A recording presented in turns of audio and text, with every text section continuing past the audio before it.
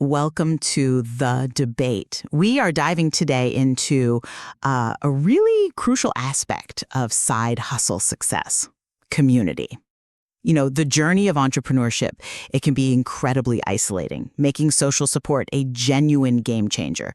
So our central question is this: is a structured, dedicated, social hustling community, one with, say, formal vetting and accountability mechanisms, is that necessary to achieve success? Or can effective support be found well enough through these, ubiquitous, less structured social media models? My position is that maximizing your chances of success, well, it absolutely requires a dedicated, formalized structure. Okay. I come at it from a different way. While I definitely agree social learning is essential, I believe these highly accessible social media models are often, more than sufficient. For the busy individual who's just starting a hustle, the democratization of knowledge is just key. They need information where they already spend their time. Right. Acquiring knowledge quickly, maybe through short-form content on platforms they already use, that just reduces friction. And things like hashtags on these general platforms, they already serve as a pretty powerful community mechanism, offering an immediate and accessible entry point to a whole wealth of knowledge. Okay, I see why you think accessibility is paramount, but let me give you a different perspective, one that's really rooted in behavioral change. Starting a side hustle isn't just about knowledge acquisition, it's really about application. True support requires action, not just passive consumption. When I talk about a formalized structure, I mean things like cohort-based learning, clearly defined milestones, maybe features like a social to-do list, which, we see in models like Food. This kind of structure, it helps override that inherent human tendency toward procrastination, guaranteeing or at least strongly encouraging real-world experience and getting critical feedback. This direct application, I think, is far more effective than just watching content passively. But aren't we risking dismissing the power of history here? I mean, social learning has always been about interaction and knowledge acquisition within a context. The modern version is just digital and, well, fast. We shouldn't discount the sheer volume and speed of learning just because it isn't maybe behind a formal paywall or some kind of gate. But that accessibility, it becomes a bit of a Trojan horse, doesn't it? If I'm just following a hashtag, honestly, I feel like I'm drowning in noise. And the legitimacy of the information often feels, well, secondary to just how viral it is. If an entrepreneur really wants to maximize their chances of succeeding, they need a community that's been, meticulously vetted.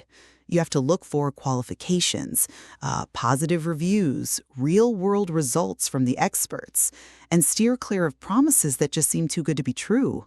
Structured communities, they solve this vetting problem by design, essentially.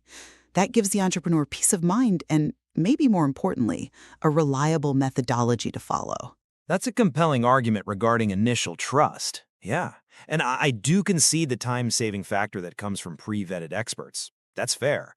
However, what we gain in safety, maybe we risk losing in the sheer diversity of perspectives that a huge global, unconstrained network offers. Structure, almost by definition, limits the field of view. And fundamentally, the engine of learning is interaction, which that accessibility fosters almost immediately. Okay, but let's move past just the initial trust factor for a second. Even if the content is trustworthy, the real challenge for side hustlers is its action.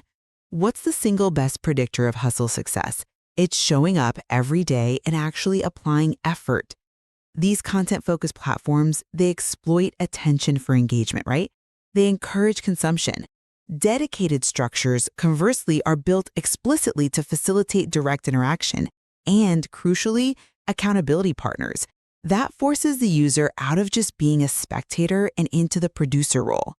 This structured support for follow-through, that's the true value proposition that I think boosts success rates. Accountability is absolutely key to transitioning from a consumer to a creator. I agree with you there. And it's true that a truly supportive community, it has to maintain a high level of engagement and interaction, both between members and with the leaders or experts. That standard, well, it's extremely difficult to guarantee when the platform's primary business model is content delivery, not, collaborative hustling. So I have to concede that a formalized structure probably provides a more reliable framework for maintaining that commitment. Exactly. So success is driven by reliable application and accountability. And structured communities explicitly provide that through vetted experts and specialized tools designed for progress, not just distraction. Right. So while structure certainly offers those crucial specialized tools and, yes, peace of mind, the fundamental engine of social learning is still interaction, which in the modern context is just so widely available through highly accessible social platforms, lowering the barrier to entry for potentially millions. Ultimately, though, every entrepreneur who's facing the loneliness of the side hustle journey needs to understand the selection criteria for a supportive community. They need to look beyond the immediate noise for structures that actually guarantee application and accountability. Leaving the listener then to weigh the value of that necessary guarantee of structure against the sheer ubiquity and immediate ease of these modern, more informal learning models.